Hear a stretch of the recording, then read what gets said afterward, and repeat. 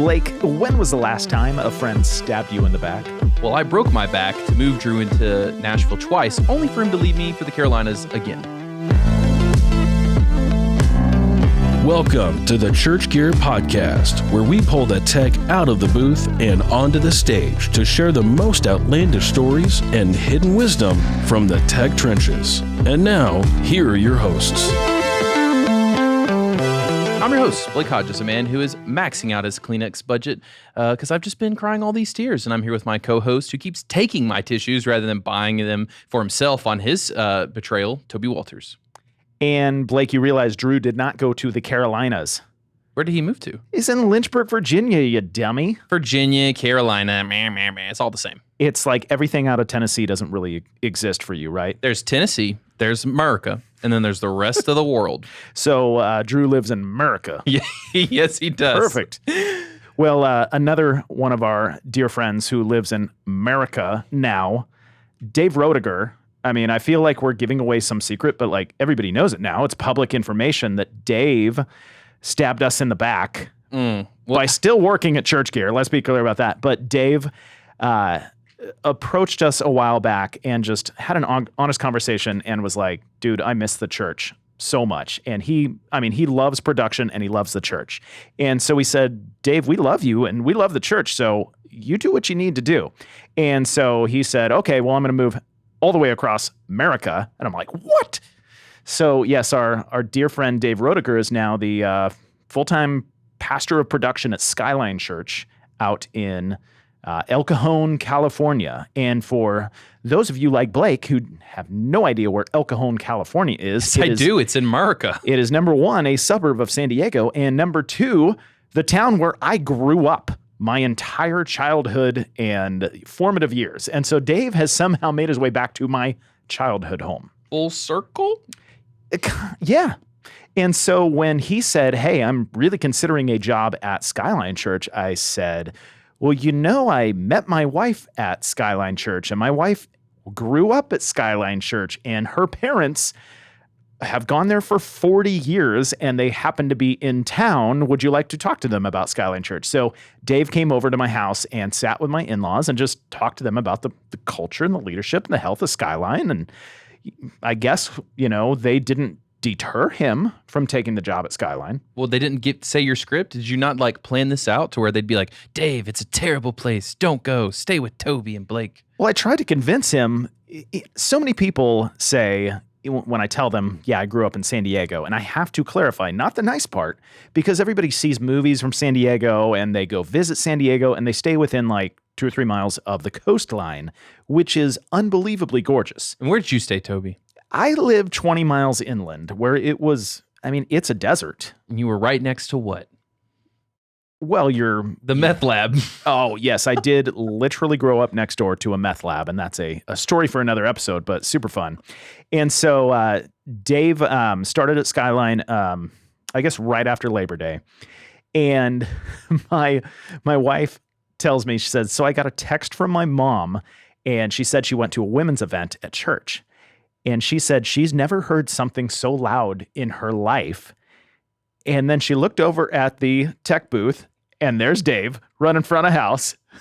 Yep, that sounds about right. So, and I told the story to Dave, and he said, I understand. I remember that night. He said, to be fair, Amplio and D&B had just commissioned a brand new soundscape rig. So he was testing it out on the women's ministry? Essentially, that's exactly what had happened. Like the system wasn't even fully tuned yet. You test this out on the kids ministry. The kids will love it. And Skyline, you know, it's been around for 50 years. And John Maxwell was one of the senior pastor for a long time. It was a very famous, Christian author and speaker. But they're really trying to go in a modern direction, and with they kind of even say like kind of the Bayside vibe with, really like loud and live kind of concert experience. And so Dave, who's been at Skyline, can bring some of that energy through the production team. And he sure brought it that first night. But again, to be fair, he was working with a brand new D&B system that wasn't even quite tuned yet. And my mother-in-law did say by that Sunday, just a few days later, it did sound much, much better. Well, speaking of amazing D&B systems that just get better and better, a D&B specialist himself, Zach Brady. Zach, welcome to the podcast. Also, I don't have your official title because I didn't get it ahead of time. So would you like to tell us what you tell your mom's friends who might have been at that event, that women's event? What would you say your title is at D&B? I'll do you one better. I was at that women's event. So this is amazing. I was there. Was it as loud as she was complaining? I don't know. On a scale of 1 to mother-in-law, it was probably in the 7s or so. So I would say it wasn't super loud. But Dave was getting his feet wet, and I actually left once it really started because I was really hungry and I was on a time difference. So I don't know what happened after I left. But my name's Zach Brady. Yeah, I work for D&B. I'm on the business development team, and I work with churches. So all the great integration companies we work with, consultants, designers, people like that, I try to help them pick products. So it's pretty fun because I'm not in sales. I just get to talk about gear, and I get to talk about how we can help people. And we were just at the MXU conference together. It's kind of like ChurchGear and D&B had... It was like offense and defense as we were staring each other down across the exhibitor area. And D&B is very nice. Offense and defense go against each other. I'm drinking out of a D&B mug right now that Zach gave me lovingly. But I was noticing. I had D&B coffee this morning. It was really good. Shout out Crew Brew. I want to hear what you were noticing. I was noticing, Zach, that you were rarely at the booth, but every now and then you would arrive back with coffee. So are you kind of just the coffee boy at D&B? Bro, his boss is probably listening to this episode, Toby. Yeah, I'm above no task. I will say it that way. So I'll do anything. There you go. And we always show up kind of like West Side Story, like we all kind of just show up together. So yeah. So there's a lot of us there. So there's opportunity to roam around. I think we should have a dance off between D&B and ChurchGear and just see what happens, I'm down and ready for this. Zach, I think there's too many electronic devices are present for me to commit to this. So I'm not going to do that. Look, D&B stands for dancing and beatboxing. I mean, this dance off would be perfect. There you go. All right. Yeah. Okay. 5 truths and a lie. Here we go. Zach's given us 5 truths and 1 lie. He can also count. He's gotten 6. Very well done. Let's get it. Number 1, I have been to 48 states. Number 2, I own a famous movie car. At first, when I saw that, I thought it said, I own a famous movie star. And I'm like, my gosh. How does that work? No one look in my basement. Yeah. If his kid, that's weird. Well, it's kind of like how you notice like celebrities will be in all these movies for a few years in a row. And then eventually everybody's like, what happened to that celebrity? Like, we haven't seen them in anything recently. They're now in Zach's basement. Zach picked up their contract. Oh my gosh. Number 3, I had a landline telephone in my locker in high school. Do you know what a landline is, Blake? Yes. Have you seen one in a museum? I had one, 615-459. I'm not going to say the rest of it. I really want that one to be true. I sure do. That's so cool. That's so 80s. Number 3, I speak conversational German. That could be true because D&B is a German company. Dankeschön. Number 5, my first concert as a D&B employee was Britney Spears. Ooh. Are you a Britney Spears fan, Blake? We know you're a Taylor fan, so look, basically the same thing. To that era of music, I said bye. That was insane. That's insane. Shoot. Number 6. Hit me, baby, one more time. There it was. Okay. I still listen to music on my iPod daily. What generation, though? If this is true, I have so many questions. I'm gonna lock in early because I want to get to these. I think he hasn't been to 48 states. I think he's just playing the little numbers game. He's gonna flip that around to 46 or something. Okay. I'm gonna say that he did not have a landline in his locker in high school because that sounds so far-fetched, even though I want it to be true. Me too. Although I've already locked in my vote, but I'm also not gonna be surprised if it's that he doesn't speak conversational German because we know he works for a German company. He could be just throwing us off with that. So let's see. You're going to be really sad. I'll let you switch if you want to switch. Okay, I'm switching. I'm switching to German. I do not think you should be able to switch because that is the lie. Oh, why? Yes. Dang it, Blake. I know all the curse words because that's usually what they say to me. But that's it. Mm-hmm. Yeah. ChurchGear 1, D&B 0. Okay. Yeah, but you already committed. Like we could totally edit that part out, and no one would know that you ever even guessed Zach, the second thing. You can't edit it out because we That's have true. control over the content. But This see, is That's great. true. I am behind now, so I could get Ross to edit it out, and then that would take a point away. All right. What's your famous movie car that's not a movie star? I do. I have a 1981 DeLorean, which is the time machine from Back to the Future. So usually when people say, is that the car from the movie? I usually say like, oh yeah, this is a car from Ferris Bueller's Day Off, or like something totally. I pick another random 80s movie. Blake just to wouldn't know mess the with them. difference. So Look, Ferris Bueller's Day Off was so boring I had to turn it off midway through. yeah. Oh my gosh, you you are uncultured fired swine. for that I comment. know, and I was watching it on company time. That's back when I still had to Not surprised. That's when I had to Toby copy. gave you a list of movies. Like you have to watch Yep. these so you get my references. Guys, 100%. legitimately, there was a point in ChurchGear where 20 to 40 hours of my week was copy paste. All right. Isn't your like Instagram like Blake likes movies or something, and you didn't watch the whole movie? It wasn't that good. Okay, sorry. Why did you have a landline in your locker? I did, and I got in trouble for that in high school because Did you rig it up in there? Yeah, so it was actually in like our gym lockers. They were on the other side of the wall of the athletic director. So one day after school, my friends and I got a bunch of telephone line, and we went up in the ceiling, crawled through. This is analog, right? So we spliced his phone line and then ran a phone line down into my locker so we could order pizza after school. And actually, I never had the ringer on, so no one ever knew it was there. So the only way you could get caught was if you happened to pick it up and he was on it. But at some point, somehow, someone turned on the ringer, and like someone transferred to his extension, and they kept hearing the lockers ringing. And so, like, once they traced down like the number who it was assigned to, I got called into the principal's office and I mean, we had been ordering pizza probably for almost the whole year at that point. And we would just meet the guy behind. This is before like, you could do it on your phone and all this stuff. So we would just like meet the guy behind the building, like with cash. It was pretty awesome. Was this during the school day still? Oh yeah, we call like on a break, it's like after lunch or for lunch a lot of times, and we just say like our dad brought it or something. Like this sounds like a scene from the movie Revenge of the Nerds.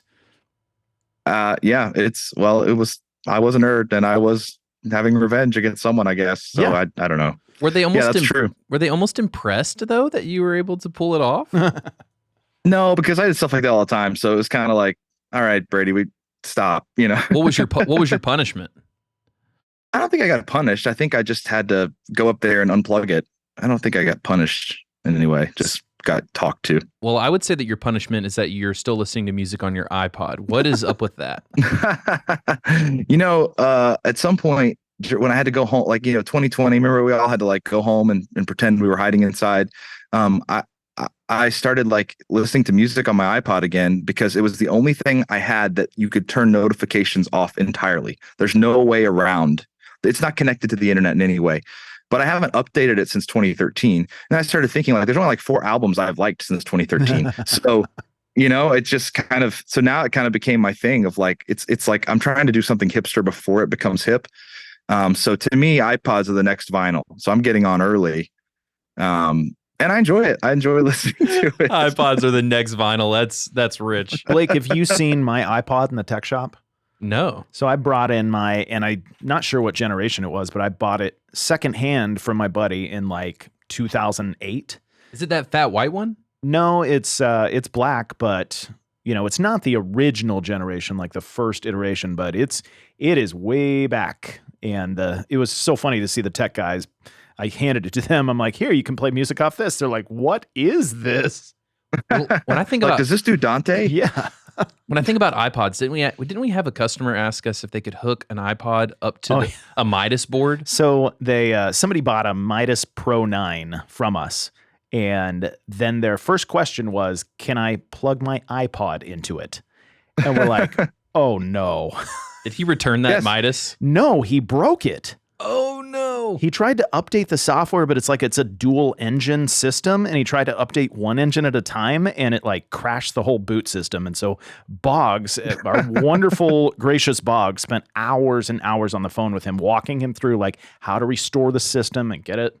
Oh, it was a mess. Gracious. I think those consoles weren't iPod compatible, if I remember my specs. All right. It's awesome. Yeah. Last one before we get into the more formal questions. Tell us about Britney Spears. Yeah, that was my first. So I've been working at D&B for probably maybe 2 months or something. And my wife and I had, maybe more than that, a couple months. We had a trip planned to Las Vegas. And so one of our customers is out there in Las Vegas. And at the time they did the Britney Spears show at Planet Hollywood. And so I just had asked them like, hey, is there any way I can come by and see the PA while I'm in town? And they're like, oh yeah, we'll leave you tickets for the show. And I was like, oh my gosh, that's so nice. Cause every show in Vegas is like, take out a loan and come see this. So they're all expensive. So I was kind of like one of those things where all day we're like excited to go, but I never had really any formal confirmation that I was going. So like my wife's like, this isn't even happening. What are we doing? So we go up to the will call thing, and it's just a handwritten envelope with my name on it. And they had tickets for me. But the craziest part about that night was that we sat in like the second row, and right in front of us was a group of people, maybe like 3 or 4 people. And the security guards came up like right as the lights are getting ready to go down, and they like get those people up, and they're talking to them, and they're moving their hands around, and they basically move those people over like a row. And then they sit down in their seats, like these big burly guys. And I was like, what is going on? And I'm a very sarcastic person, so my wife doesn't believe anything I say. And so like these guys in hoodies started coming out, and I was like, oh, look, that's Jay-Z. And Brittany's like, yeah, guys in hoodies. It was Jay-Z. I was like, well, who do you think that is? And it was Beyonce right beside him. So they sat 1 row in front of us, like 8 seats over. And my wife didn't even watch the show. She was just like, do you think she likes this song? It's like, oh my gosh, this is embarrassing. But that was a pretty awesome. So she thought that was how the rest of our lives were going to be together. And that was like the coolest thing we got there. Mm-hmm. Like 8 years later, I think we've been to like 4 more shows from D&B. So did you get a free invite to Taylor's tour?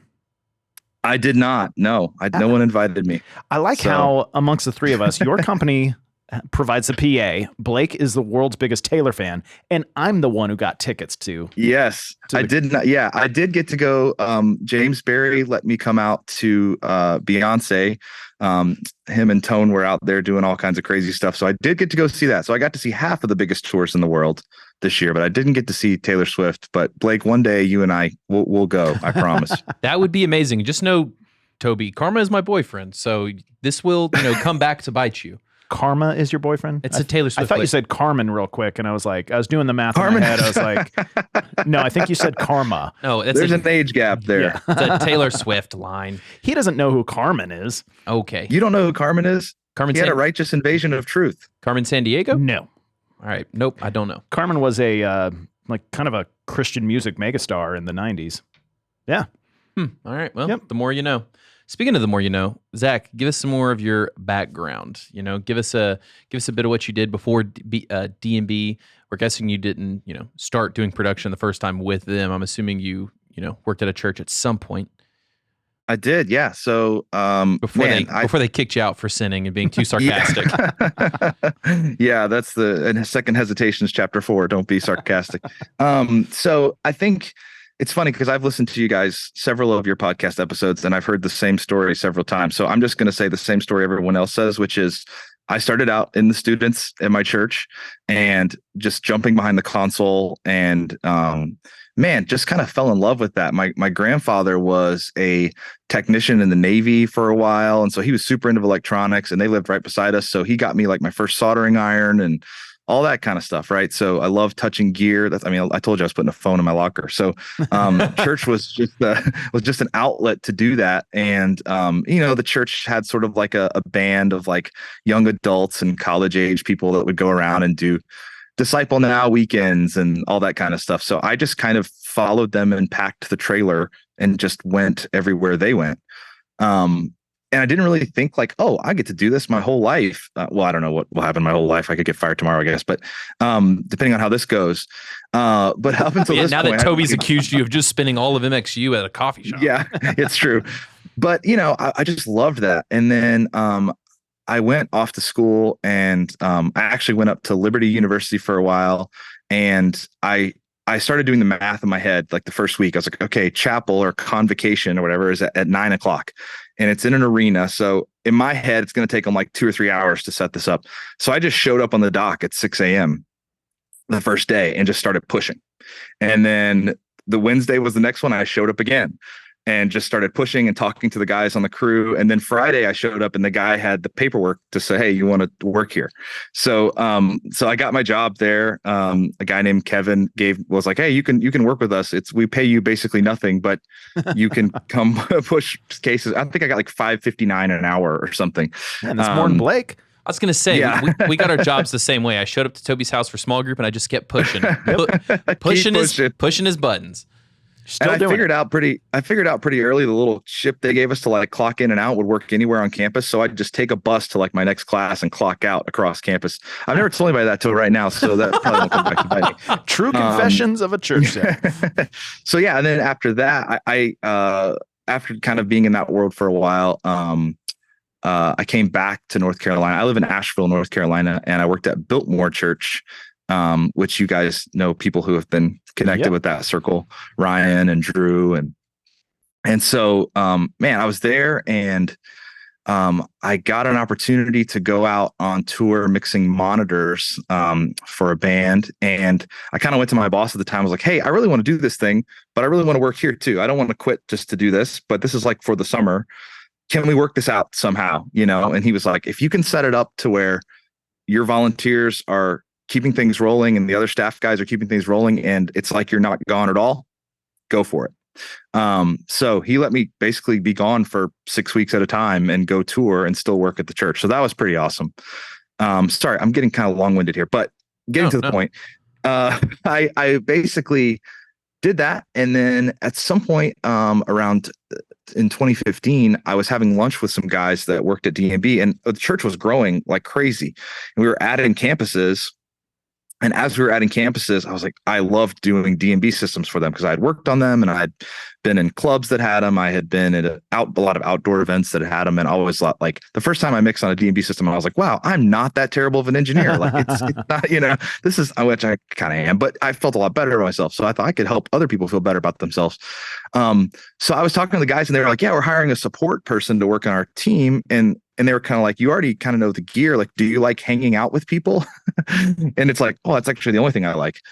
So I was like, felt really underqualified for the job. But come to find out, when you're a tech person at a church who deals with volunteers, you kind of have you've developed a skill set on how to train people.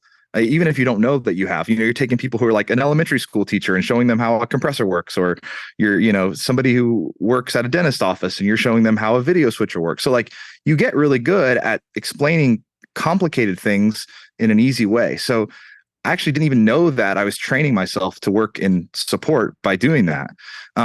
So then I was able to come on a D&B, do presentations, do trainings, workshops, show people how to use products.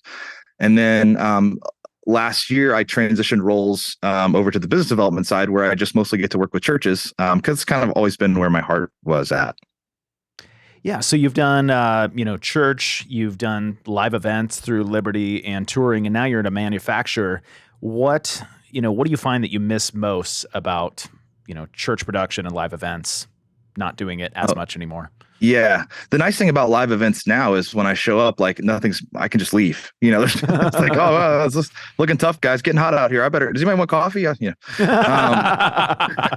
But I think, and I still volunteer at my church. I always joke with Ryan that he lets me mix if there's like a family emergency or he just doesn't feel good. Like I'm on the schedule. I'm like the very backup guy. So multiple people have gotten sick and fallen ill and are on vacation. Yeah. They're like, Zach, we've checked. You're the only person in Western North Carolina available. So I still and the awesome part about that is I'll show up and everything will be fine or something will break and I'll be like, hey guys, see you next time. Whereas before I would have fretted for weeks after trying to figure out, will that thing break again? Now I just see ya. Pretty fun. But I think the things that I miss, I would say, was there's definitely a certain camaraderie that happens when you're working in a live event production, but especially at a church where you're all in the trenches sort of together. And even when something is terrible, you're like, hey, this is terrible for all of us. We all want to be home with our family right now at Christmas, but here we are up in a catwalk. Like there's just something that you bond over when you're kind of gone through that together. So I definitely miss a bit of that, to be honest. Do you feel like there are specific pros and cons that you'd like to, just share? Because I know lots of church techs listen to this podcast, and on, hectic weeks or on weeks where things don't go right, they're kind of thinking to themselves, well, maybe I should just go work for a manufacturer, an integrator. Like, life would be easier. Like, what are some of the realities that you wrestle with that you're like, well, it's some days I think it might be easier to be on a church staff? Yeah, I think they're definitely pros. I mean, I don't want to complain, but I mean, the thing that sort of gets a little old sometimes is, and I especially see it with churches, is that like when we're going through new system designs, or hey, we want to upgrade our PA. A lot of times, not a lot of times, but sometimes they think it's in their best interest to like keep all their cards super close to their chest. And they'll be like, hey, we're talking to this integrator about this project. And an integrator brings it to us. And then another integrator brings it to us. And then another integrator brings it to us. And they all think they're the only person who has this project. And it's sort of like, okay, legally, I can't tell you like, hey, here's the other people doing this. But like a lot of times it's like, guys, just be honest. Like, just be honest with the integrators you're working with. Hey, I'm also working with this company and I have to get a quote for this. Like, I feel like sometimes as the manufacturer, we get in a weird spot where it's like, I know everyone's doing this, but I can't communicate any of this. So I feel like that's like the biggest con of like, hey, I get to be involved in a lot of projects, but a lot of times there's unnecessary politics that, if this was just my project, I could just, it wouldn't be as political, if that makes sense. Yeah. Do you feel like you have a lot of the same camaraderie as when you were on a church production staff, or, working with a manufacturer? Is it more like I'm on my laptop a lot, like at home, because we work a lot remote, and, how does that work in your life? Yeah, I think it's different. I think I would say D&B is a incredible culture. And it's always been very, very like about your family and about your time. And so I never feel like when my boss asked me to go somewhere and be on the road away from my family, I feel like it's already been vetted. I'm not like, oh, just go do this, So I always feel like my time is valued. And the people I get to work with, I mean, you guys know a lot of people that I work with, and just all really good people. And I think really opened my eyes up to a diversity of like how powerful it is to have a diversity of different types of people that work in an organization. I think we all want to like, if we could just hire our best friends and people who are just like us, like that would be awesome, right? It's like, actually, in reality, it's way more healthy to have different types of people. And I mean, yeah, people with different, for us being in the secular world, yeah, there's people with different worldviews and people with different leanings, whatever. But like when you have a common goal, it's really cool to see that it's a different kind of camaraderie. But you get to have fun going out and doing things. But I don't have that same feeling of like, hey, we just pulled this off. Like when a big PA gets purchased, that's awesome and it's great. And it's really cool to help people. I mean, I think the most rewarding thing is seeing a project happen and then seeing what people are actually doing with it, because just having a bunch of cool, loud black boxes is fun. But like, what is that actually serving? And to say like, oh, we did this high-end restaurant, that's really nice. Okay, we help people make a nice memory, that's great. But to say, oh, we help these people have an experience at their church every week, week in and week out, that's really meaningful for me. Yeah. Blake, have you ever heard of the brown note? Okay, hang on. We talked about this once, like almost a year ago. Yeah. That it's supposed to be able to make you poop your pants. Yeah, essentially. It's it's an old wives' tale. Like, it's never been proven, but Mythbusters, the TV show, tried to make it happen. And so I'll get to D&B. We love you guys and what you do, but this was kind of a funny moment where they got a bunch of Meyer subs and put them in a horseshoe shape, and then used a frequency generator to try and get the brown note and have people stand in the horseshoe. And so Blake, we were at the Amplio golf tournament just last week. It'd be a couple weeks. Or you were? Well, you came eventually. So Doug and I are just cruising around in the golf cart, and we come upon the D&B hole. And do you know which hole it was that you guys had? Number 6. Number 6. And so they had set up, it's kind of a little bit of an immersive experience around the tee. And based on the shot that you made, they would then play sound effects in this immersive, it'd be like clapping or the wah, wah. Yeah. And so I can tell that like you guys like to have a good time with your product demos, and you're very sarcastic, but also you have no shame when it comes to doing fun things, displaying D&B. So tell us, besides the humor element and the fun element, what's different? Because you just said black boxes that make sound, but what's different about D&B black boxes that make sound? Yeah. Yeah. Oh man. Because we know there's a difference. Because when we get them in the warehouse, and we've gotten a couple, not many, like a decent amount. The boys freak out. Yeah. Like they're excited about the D&B. I need to figure out a way where when we have demo stuff that gets damaged in shipping, we send it to you, have you guys fix it, tricking the guys in the shop that think they're fixing it to sell, but it actually just comes back to us. That would be great. Yeah, I mean, I think there's two different answers there. I mean, like the culture is just really fun, and I think there's sort of this thing of like, we might not be the brightest people, but we're going to have the most fun. So I'm speaking for myself. My colleagues are all very bright. Yes. But I think, and that's something in a church tech guy that's really hard to find, is someone who can who knows the gear, knows the technical side, but you could also let them talk to people. Like, hey, when you go talk to this person, don't just bog them down in IT speak. So like for us, it's like, how do we find people that talk about that are proficient enough to talk about the technical topics, but are relational enough to make people want to come back to the table. So it's just a fun culture. And like, that's always kind of been that way, because the guys that started at Mr. D and Mr. B, like they literally just started this thing in their garage. And like, if you look back at all like the marketing and the ads, it's like the dumbest stuff. Like they just thought it was funny, like for example, we have this thing that, like this thing that they always say, which is QTP technology. And like, it sounds really technical, where it's like, oh yeah, we use QTP for that. It's like, okay. And like, so if you don't ask, you don't really know what it means. Okay, I'm gonna keep my head down so I don't seem dumb, And then you find out that QTP stands for quicker to pub. Like that's their abbreviation for like, how do we get this thing done faster? Oh, it's QTP, quicker to pub. So D&B systems are QTP. So it's all dumb jokes like that. Like a lot of our sliders in the software go to 11.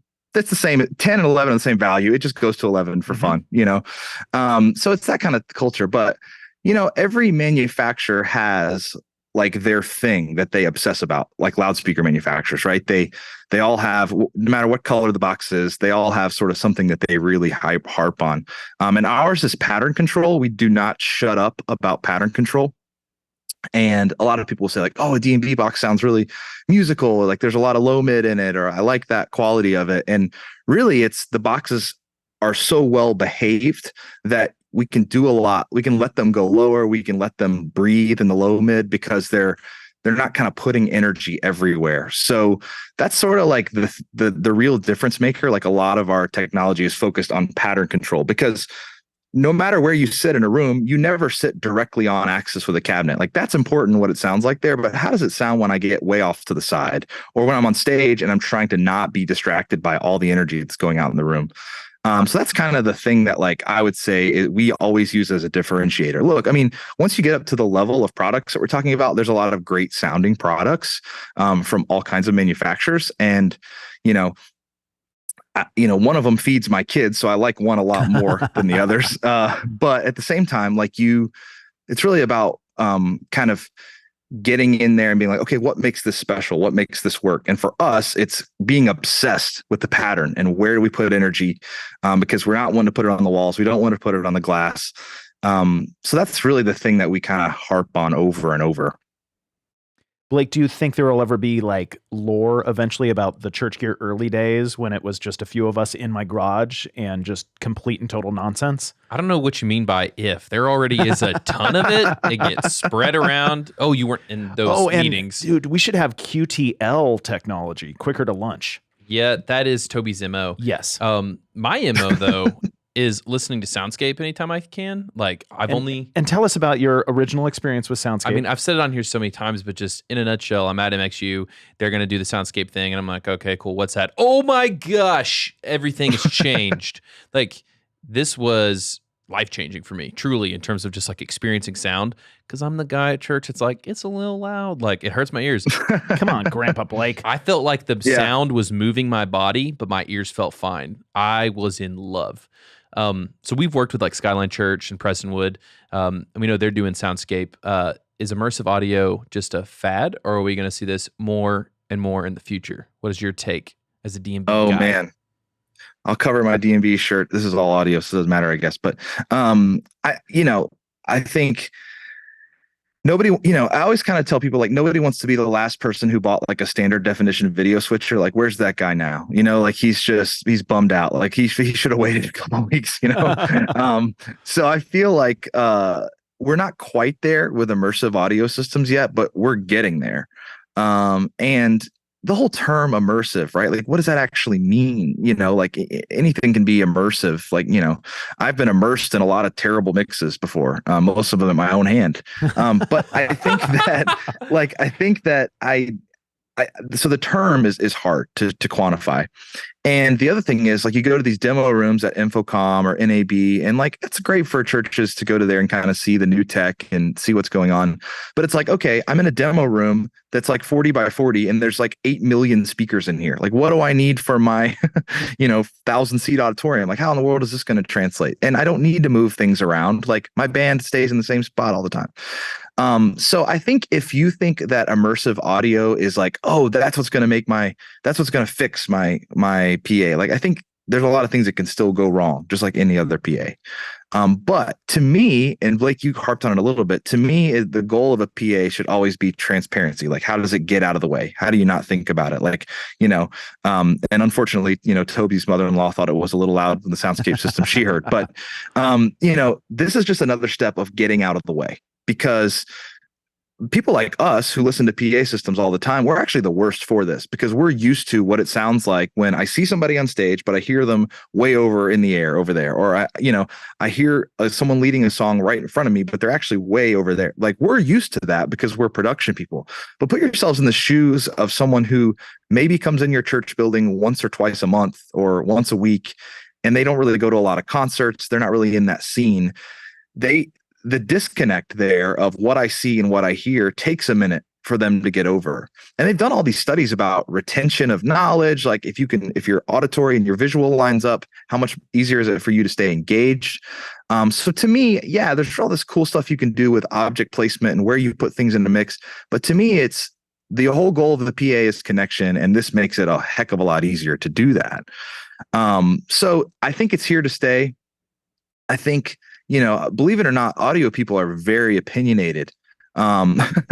So, it's just like everything else, where some people are like, oh, you got to have this, and the other people are like, oh, I don't need that. It's really flashy and short. Like, I think there's a happy medium. Like, if it serves you in a way better than a stereo PA, which, let's be honest, it just by nature, it has to, because stereo is great, like in your living room, right? You sit on the couch, and maybe you had date night and it went really well. So you and your spouse or your partner, whoever, you're sitting. Whoa, this is not ChurchGear After Dark, Zach. Yeah. I've got my saxophone player about to sneak behind me.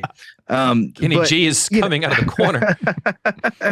But if it went really well, you're sitting close to each other, you're watching a movie, and stereo works right there, right? But let's say it didn't go so well, and you're kind of spread out on the couch a little bit.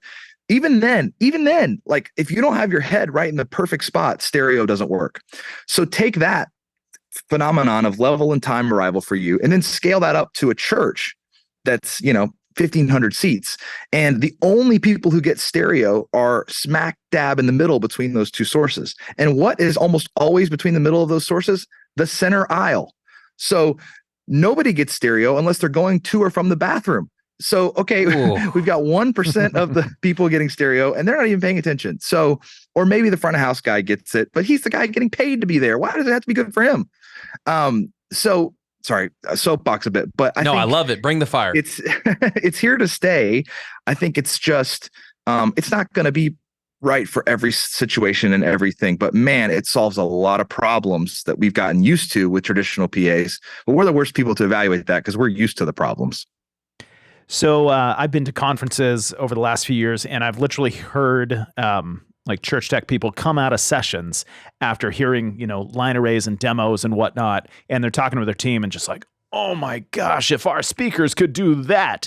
And I know there's some element of, like you're saying, a 40 by 40 demo room, but how do you, advise church production people? Like, how do you know when it's actually time to upgrade your speaker system? Like, what questions should they be asking before they decide on whether they need a new one and like what kind of system they need. Yeah. I think it's kind of like a car, right? It's like, okay, I'm having a problem with my car. Hopefully it's just the battery. That's cheap, right? So maybe you switch out some microphones. That didn't do it. Maybe, okay, hopefully it's just, I need a new fuel system or something. So, okay, that's not terribly expensive. So maybe I'm getting a new console, which is still pricey.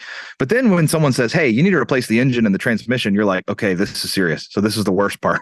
So I think people always start with the smaller stuff. And then once they get to the point of the PA, to me, the responsible time to get there is when you've tried everything.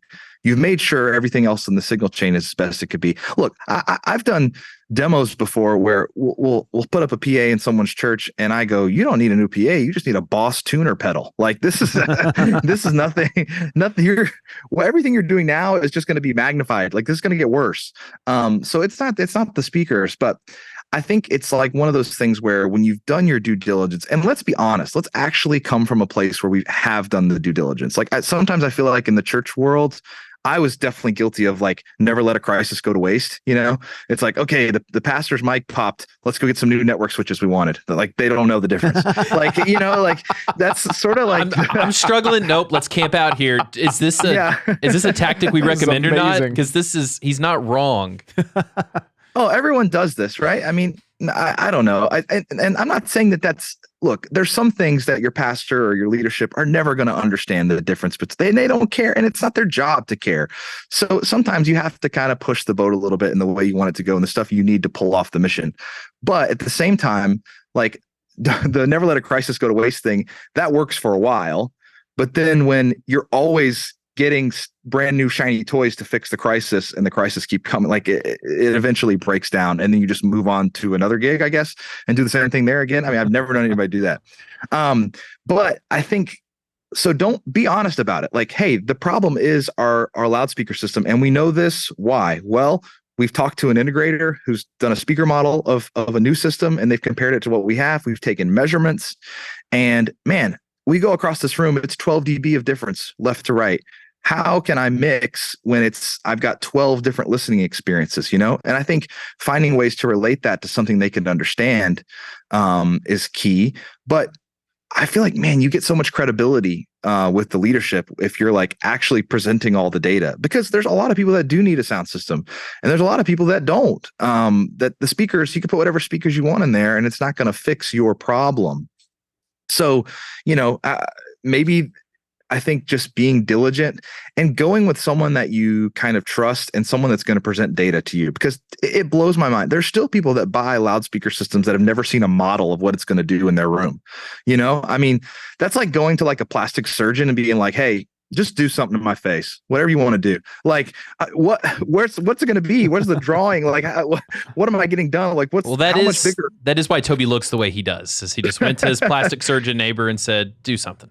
Well, I was thinking that's why Zach has that movie star in the basement, because he's modeling his face after. Yeah, and then I went to a plastic surgeon on Groupon and said, "Hey, just do the best you can do with this." And we see the result. And they didn't question. They didn't question, you having that movie star in the basement at all. No. Yeah, I had a consultant. It was a consultant. Perfect. They were just chained to the wall. Look, I mean, it's just such a big thing to buy, right? And you guys see this because when you're helping people with the bits and the pieces or the things that they're moving on to other spaces, like I think that it's just such a big. You don't want to let a crisis go to waste. Like I don't agree with that mentality, but obviously also don't let your chance go to waste, because you might not get a chance to buy a PA for another 15 years. And you're going to be sitting there and, man, I hate seeing the thing of like, oh, let's just buy the cheapest thing we can and just Band-Aid. 10 years down the road, you weren't happy the whole time and you still ended up spending more money. So, man, if you can't get the right thing, take your time till you can. I mean, obviously there's survival mode sometimes, right? We got to have a speaker because we don't have a speaker over here. Okay, do something. But at the same time, don't artificially make it worse than it is, and don't squander your chance when you get it.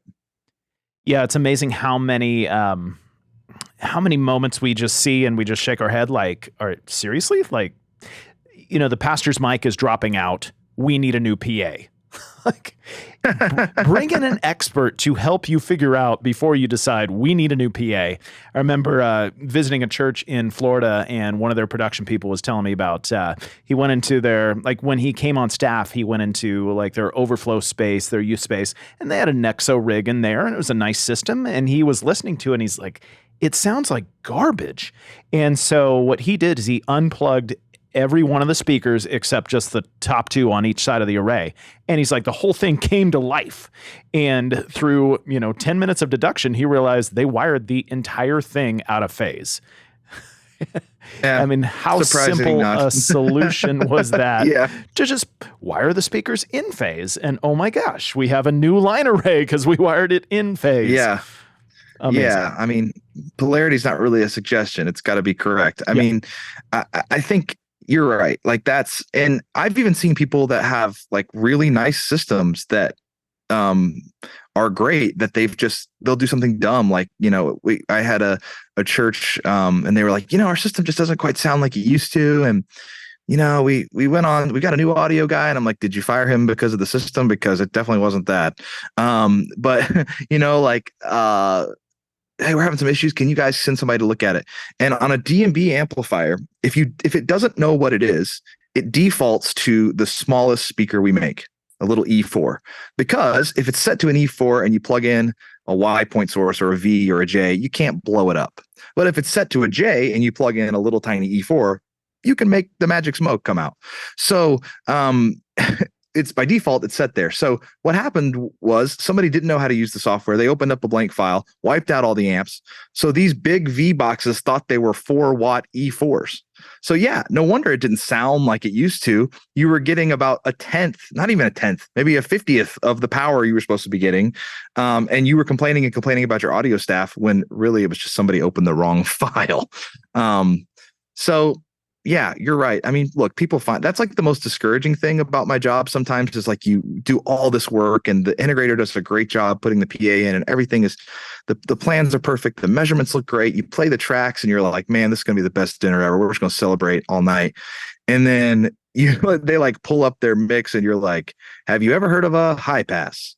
Have you ever heard of, like, I don't know, so many things, but so sometimes you get that. Now that did not happen with Dave and his system. It was the exact opposite. Actually, it was like, we pulled it up and the Amplio guys had been playing some tracks through. And once he got there, it was like the room changed, the mood changed. Like we have a real engineer here now, so man, that was pretty cool to see. It's so cool to hand the keys, you hand the keys over. You hand the Porsche keys over to a 16-year-old, you're scared. You hand them over to somebody who knows what they're doing, you're excited. It's kind of like with Blake, how we've, handed him the keys to the ChurchGear brand, and then we're just wildly disappointed by the results because, what a disaster. Hang on. I'm not going to argue for myself here, but that's just false. Are we? Yeah. Are we also saying we trust Dave with a Porsche? Because I don't know about that either. I heard Skyline gave him a Porsche. Something I heard. I don't want to get signing bonus. Obviously, I don't want to. That's how they got him. That makes sense. Yeah, he got there and it was an 86 and it didn't run, but it was there. Okay, Zach. So let's assume your stuff doesn't come out of phase and it's all magically fixed. I kind of halfway know what I'm saying here, because you handed the keys to Blake. Yeah. So let's say you handed the Porsche keys to me, which that doesn't work. I'm a great driver, but knock on wood. No, you're not. What tell us some disaster stories. Like tell us when you handed the keys to the wrong person, when the speakers weren't just out of phase, they caught on fire. I don't know, something like that. You mentioned the magic smoke. Do you have any good stories between your church days, your manufacturing days, or your D&B days where just everything went wrong? How did you handle it? We love it for the comedy, and sometimes there's some really good nuggets in there of wisdom. So what do you got for us? I always give the service guys here at D&B a hard time because it's like, what do you guys do? I think actually, Blake, you would love working in that department. It's basically a lot of like the Maytag guys. They're throwing the ping pong ball up against the wall. No, I'm just kidding. Most of the stuff they fix is people that, like, I don't know, drop subs off a truck or catch the grills on fire with pyro or things like that. That has happened multiple times. But like a disaster story. I think I told my best disaster story on the ChurchGear like real thing at Philo. So I don't know if it's okay if I repeat it. I'm sure people have heard that. Nobody watches that anyways. Nobody watches that. I don't know. My cousin in Michigan sent me that, so I feel like it's got out there. Yeah, you talking about letting a crisis go to waste or your worst story. This was a crisis. In fact, I probably quit working at the church because of this. Not just the church at this church, like you quit working at churches because of this. No. I tell you what, we fought when I was at Biltmore, man, we fought this wireless mic for the pastor. And man, it would just pop. Like we'd have the most random, it would go for weeks and be totally clear. And then it would just pop during the service. And like, I can, as I'm telling you the story, I'm getting tense. Like I can feel, that feeling when everyone's looking at you, like it's gotta be your fault. Like, right. Like, what are you doing? So every time it popped, were you just like new PA, new mixing board? Yeah. We bought 16 new PAs that year. We got a new lighting console. We did that's how you started working at D&B. They're like, you bought 5 PAs from us. You must be able to convince people to buy these. Yeah, coincidentally, Eric, the lighting guy at Biltmore, got into lasers right after that. So I don't think those things were connected. But so man, it was just we had like someone come in and look at all the RF stuff. We did the scans. We got a scanner. We sent the recordings to DPA and they analyzed them for us and told us, hey, is this us? Is it the mic? Is it the pack? Is it whatever? And I'm telling you, it was a month or so of this, and I thought, I'm gonna need to go find a new gig because I cannot get this fixed. Like I don't know what to do. And finally, we figured out the problem was the pastor had grown a beard, and he grew it up just a smidge higher, and he had very coarse beard hair, and it would just hit the capsule at the right angle and pop it. So when that would happen, we'd switch to the lav and we'd go to the handheld. We'd do all the stuff. Come to find out if he would just shave. So he basically shaved like not even an inch off his beard, and it fixed everything. So the first Sunday, we thought we had it solved. Like we got him in the room. We got, oh man, this is it. And that was the DPA guys, I think, that found that they're like, this is what we think it is. We've tested it and it's popping because of some fabric hitting it or something. So we finally got that fixed. And the first Sunday that we had it feeling better, we get to the first service, man, I'm feeling so good. I'm going to go, I'm going to go to Bojangles and celebrate with a family pack after this. Like it's going to be great. Bojangles. If that wasn't the testament for the Church Tech Pay series, I don't know what was. That's the most redneck thing I've ever heard. That's how we eat in America. You can't turn the North Carolina off sometimes, boys. But anyway, so I was so excited. And the second service, it was a whole new noise, but it was similar. It was back, and it was like, and it was like, what the heck is it? I'm looking at the Shure software. I'm got my headphones on. I don't hear it in my headphones. I hear it in the PA, and I'm like, here, the sweat starts. It's not Bojangles now. We're going to, cookout or something. I don't know, whatever we're going to do. So I start to sweat after I eat Bojangles. Yeah. It was that. It was the meat sweats. It was happening there, and I looked over beside me, and kind of like while my hands are down, like, thinking about questioning every decision I've ever made, the lady beside me had a breathing machine, and it was going on. It was just like, it was just making that sound over and over. And that's what it was, And so I think I said in the story, like, yeah, we fixed it. We just unplugged it, and she's no longer with us, bless Bertha's heart. But no, we didn't do that. We just asked her to move. No, we didn't even ask her to move. I just got over. I was so happy that it wasn't the PA. I just, and now, I married her granddaughter. No, I'm just kidding. Don't let Zach go to your women's events. He'll make them real loud and kill your grandma. We used to have a guy on our staff at the church that was single. He was like in his 30s, and we always would schedule him on the mops, like mothers of preschoolers. Like, one of these mothers of preschoolers has to be single. He's like, stop putting me on these. Well, did that ever work out? It didn't work out, but bummer. I think he just wouldn't leave the console. That was a problem. Yeah. But yeah, that was probably my most like stressful church story. I did one time we were doing a student camp in Gatlinburg. Gatlinburg's famous for, you're a Tennessee guy, but yeah, it's famous. So we were doing a student camp. It was a middle school camp, and we had like a tiny, and I say tiny, it's probably 100 feet deep by 75 feet wide room, like, the air wall kind of thing. And beside us was a dance competition with 6,000 attendees. Whoa. And it was huge. Like, and it's like a dance competition. Like, all these girls are rhinestoned out. They got, it's like little middle school girls, elementary school girl, all the dance teams, and the dance moms. The dance moms were there. Those are the worst. Should have had your buddy there to try to pick up one of them dance moms. Yeah, Thomas. We invited Thomas. He couldn't come. So we were like, I don't know, maybe 2 songs into our set the first like day of the camp, and the whole band's up there, and we got moving lights and the PA and the haze. And man, that haze set off the fire alarm in the whole building, and they evacuated all the 6,000 people. They evacuated them into the parking lot. So all the girls are out there in their rhinestones crying and their makeup's running. And we're like, oh, the lights looked awesome. Did they ever know it was you? Oh, they totally knew it was us. In fact, they came in yelling at us, you can't do this. And like one of the guys I was with was like, actually, page 3 of the contract says we can. It's like that kind of thing. So I did learn in that situation, though, it's a lot better to just let it go off, because one time I was doing a student camp at the beach, and when it went off, I turned the fire alarm off, and that gets you into legal trouble. You're not supposed to do that. So I got a really good talking from the fire marshal that time, but good to know. So I got out of lighting. I don't touch any of that stuff anymore. If it makes haze, it's not for me. Man, you can get in trouble with those things. The fire marshal, at the end of the school year when I was a senior, one of the smartest people I've ever met, you had to dial 9 to get out of the building. Like, I'm right here. Well, okay. You had to dial 9 to get out of the building, right? Well, he had his own phone landline, just like you. And he dials 9 to get out of the building, but then someone goes, wouldn't it be funny if you just hit a bunch of ones? So now he has dialed 911. Dude lost his valedictorian status because the cops show up. No way. I know. I felt so bad for him. All right. Oh man, I never did that. Well, I was never valedictorian. Speaking of things to avoid, so we can just everyone can be as awesome as Toby over here.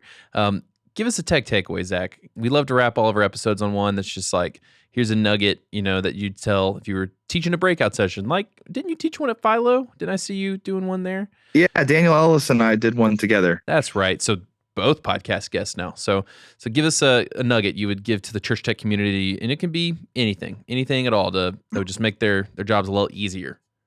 Do you have bumper music while I sit here and think about? What's funny is the Nord is playing right now. I know this. Yeah, the buses will wait. No, I think, I think mine wouldn't really be on the technical side, but I think it would be back to the conversation we had a little earlier about like grass being greener. I think, and you guys have been you've talked before about church, pays and salaries and jobs and stuff, and I really appreciate the voice that you are for that conversation. But I think it's just you can have difficulty.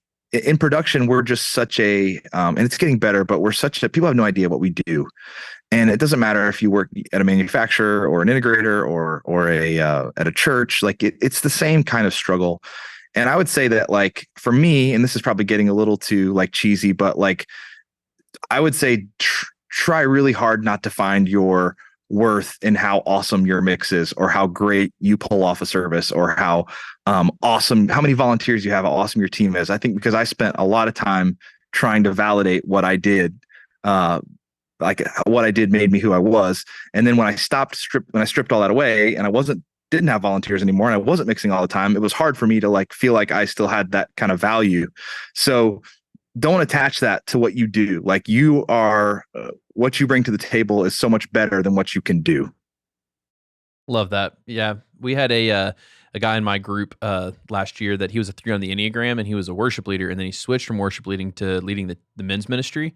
And he was like, I just was real sad for 3 months. I didn't know why. Then I realized I was getting too much validation on stage. So yeah, it's like the meme. Have you seen the meme of it's like the football player in the stadium, but he's sitting up at the stands? It's like when a production guy goes to an event, like goes to a concert, he's like in his jersey, but he's not on the field. Like it's the same kind of like feeling like, what am I doing here? But man, like you should be there no matter what. That was real life Doug Hester at MXU. Doug was attending the conference, and then they needed someone What was Doug doing? He just I looked around and he had a headset on. I was like, I'll take a number 1, no pickles, Yeah. I just got that. Sandstrom threw out an invite for anybody that wanted to help volunteer because they needed volunteers. And Doug's like, well, I'll help. And so they made him, stage manager. So yeah, he was running to and fro. I think that's pretty cool that Doug and Drew. I didn't get to make fun of Drew at all in this, and it's pretty much over now. Really disappointing. Do you want to add like one more tech takeaway, just making fun of Drew? No, I will say that Drew. The best thing about Drew is that when he worked at Biltmore, we got a new they bought a new D&B system while he was there, and he was like, the first Sunday, it was sort of like this full circle thing, and the TD at the time was like, Zach, do you want to mix? So I mixed first Sunday, and then Drew left. So we got a brand new PA, and then he left to go to Virginia. So he missed out on the new PA, and I hold that over his head to this day. Mm-hmm. So he left Biltmore and us for Virginia. What the heck is up with Virginia? Yeah, I mean Virginia is nice. It is really nice. That's but so is Tennessee. Come on. Tennessee, yeah. I mean, look, have you ever heard of anybody retaring and moving up north? No, people want to be here. They come down to the south, Tennessee, North Carolina, Virginia. But I think Drew just and I don't want to say that I had anything to do with Drew working at ChurchGear, but I did tell him to come to Philo, and you guys were hanging out at Philo, and then the next thing I know, he's like, I work at ChurchGear now. And I was like, oh, it's kind of like when you see that couple talking over there and you're like, I hope they get together. And then they're dating on Facebook now. Mm-hmm. That's how I felt when we started working with you guys. So yeah, we are definitely dating awesome. Drew now. So we're not married to him. We're just dating him. And not only do you get to date him, you get to date his dad. I mean, that's pretty right. Cool. We're definitely married to his dad, but Drew's still in his trial period because he moved to Tennessee and then he left. But at least Doug had the the kindness to say, look, I live in North Carolina. I'm going to stay in North Carolina. So he's a proud North Carolinian. That's right. Yeah, North Carolina, definitely better than Virginia. Okay, well, Zach, man, we just can't thank you enough for coming on the podcast. You are so hilarious. I can't believe it took us this long to get you on. Thank you so much for the D&B mug. Speaking of D&B, is there anything you want to plug? D&B. Oh, yeah. Yeah. D&B, Audio Technic, an audio solutions provider. No, I'm just kidding. I want you to read a full 30-second ad in that voice. Yes, that's right. I think, I mean, I would say that, I'm on all the places that you expect us all to be on, right? On Facebook and Instagram and all that. And I try to contribute every now and then to those public groups that get into chaos. Like I'll just kind of type something that I think is helpful and then walk away. But if you have a question about loudspeaker systems, it doesn't have to have a D&B logo on it. I'm just happy. I just want to help people see them succeed. So man, reach out to me. I'd love to talk to you about that. Sweet. Well, yes, big fans of D&B over here. They're on our sticker wall, so that's the highest endorsement we presently give to people. Thanks for coming on, man. Thank you, guys. Thanks for hanging out with us. We hope to see you back next week for more absurd stories, tech takeaways, and overall buffoonery here at the ChurchGear Studios. Blake, what do you say you and me hop in the DeLorean and hit the hyperdrive? Yes, let's do it. No, Blake. The hyperdrive is from Star Wars. What does the DeLorean have inside of it? The flux capacitor. There you go. I watched all three of them on your recommendation, and I gotta say, I loved every single one of them. Were they as good as Ferris Bueller's Day Off? They kicked Ferris Bueller's butt. Fluis? Look, we're recording this at 3 p.m. I've had a couple. Like, that's a joke, Brian. I love Back to the Future. And what if somebody goes back in time and listens to this episode over and over and over again and just loves it because Zach Brady is the best? What should they do? Well, they should spread the love, Nothing is better than feeling the love. So send this episode, text it to one of your Church Tech buddies, or maybe do a Zach Brady. Post it in one of the Church Tech groups and just walk away and see what happens. And where we're going, we don't need roads. We just need D&B.